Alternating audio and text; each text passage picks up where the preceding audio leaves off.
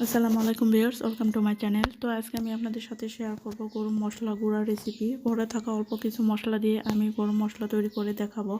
আর এই মশলা দিয়ে আপনারা যে কোনো মাংস রান্না করে নিতে পারেন। গরু, খাসি, হাঁস, মুরগি, বিরিয়ানিও রান্না করতে পারেন এই মশলা দিয়ে। আর আমি সব সময় এই গরম মশলা দিয়েই মাংস রান্না করি, বিরিয়ানি রান্না করি। তো চলুন দেখে নেওয়া যাক। প্রথমে আমি এখানে নিয়ে নিচ্ছি 3 টেবিল চামচ জিরা। আর এখন নিয়ে নিচ্ছি 1.5 টেবিল চামচ সবুজ এলাচ। 1 টেবিল চামচ নিয়ে নিচ্ছি দারচিনি। দারচিনি বেশি নেওয়া যাবে না, তাহলে তরকারিতে দিলে কিন্তু কালারটা কালো আসবে। এর জন্য 1 টেবিল চামচ নিয়ে নিচ্ছি দারচিনি। এখন দিয়ে দিচ্ছি 7 থেকে 8টা কালো এলাচ।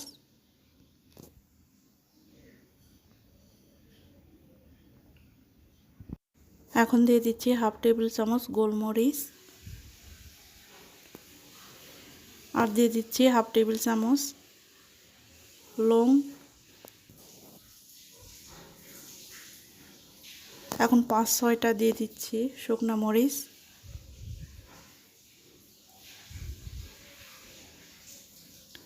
আর সবশেষে দিয়ে দিচ্ছি 3টা তেজপাতা,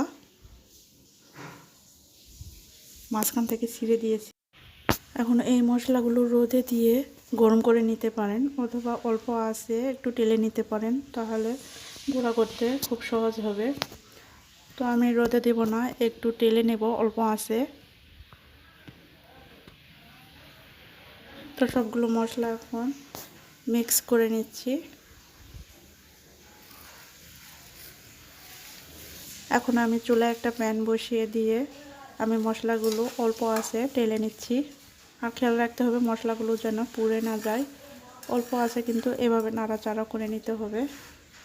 আর এভাবে নাড়াচাড়া করে নেওয়ার পরে চুলাটা অফ করে আমি মশলাগুলো ঠান্ডা করে নেব।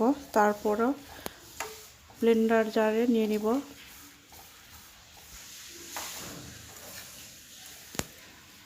তো এই তো ব্লেন্ডার জারে আমি নিয়ে নিয়েছি মশলাগুলো ঠান্ডা করে। এখন ব্লেন্ড করে নেব। তো দেখুন মশলাগুলো আমার ব্লেন্ড করা হয়ে গিয়েছে।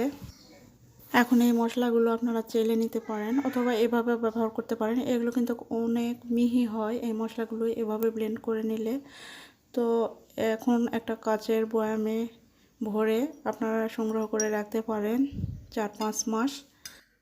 তো ভিডিওটি কেমন লাগলো অবশ্যই কমেন্টের মাধ্যমে জানাবেন। ভিডিওটি ভালো লাগলে লাইক, কমেন্ট এবং সাবস্ক্রাইব করে পাশে থাকবেন, আর পাশে থাকা বেল আইকন বাজিয়ে দেবেন।